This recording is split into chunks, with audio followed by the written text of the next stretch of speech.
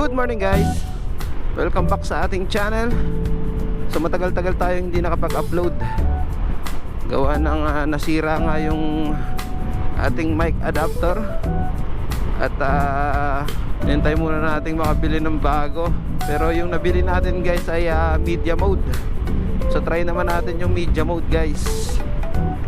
Sa tingin ko ayos naman to. Ang advantage naman ng media mode guys ay malinis yung setup niya guys, kasi hindi mo nakakailanganin ng maraming nakausli na wire. Paglagay mo ng media mode, nakasalpak yung GoPro, salpak mo na lang yung mic mo. Pero sa mic adapter naman ay napaka maraming wire na nakalabas, pati yung mic adapter natin ay nabibend yung wire niya, kaya madalas nasisira.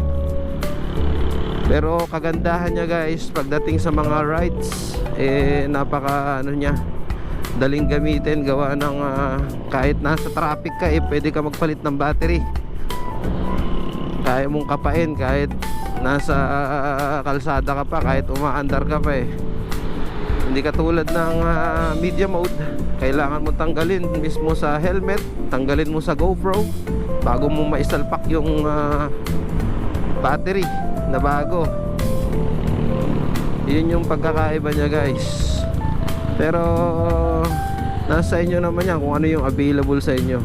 Kasi ako, ito lang yung available na nabili ko. Ito yung mura ko lang siya nabili guys.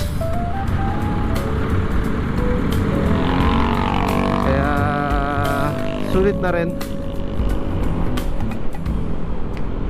Okay siya.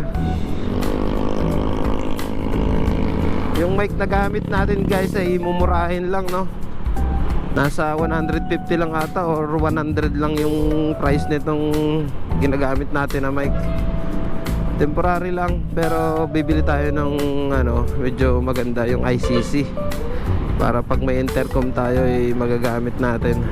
Tsaka maganda yung tunog ng guys, medyo malakas, tsaka hindi masyadong yung hangin niya guys, hindi masyadong dinig.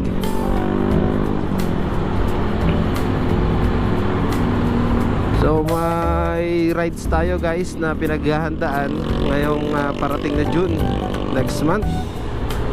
Uwi tayo ng probinsya, Bicol. For the second time makakapag-rides tayo uli papunta ng Bicol gamit ang motor na to. Nung panahon na yon ay gamit natin ay cellphone lang. Nung nag-vlog tayo guys, nasa YouTube natin yan. Pero hindi tumagal yung panahon noon nakabili tayo ng GoPro. Gamit natin na GoPro ay Hero 10 Black. Ganoon pa rin naman yung GoPro natin, hindi nagbago. Nagpalit lang tayo ng media mode. So yun guys, hanggang dito na lang ang ating video. Abang-abang lang sa mga rides na parating natin. Medyo sisipagin na tayong mag-vlog ngayon, gawa ng may mic na tayo. Makakapagsalita na tayo ng maayos, hindi katulad dati na puro hangin lang, kaya tinatamad ako mag-vlog guys. So hanggang doon na lang. Peace out.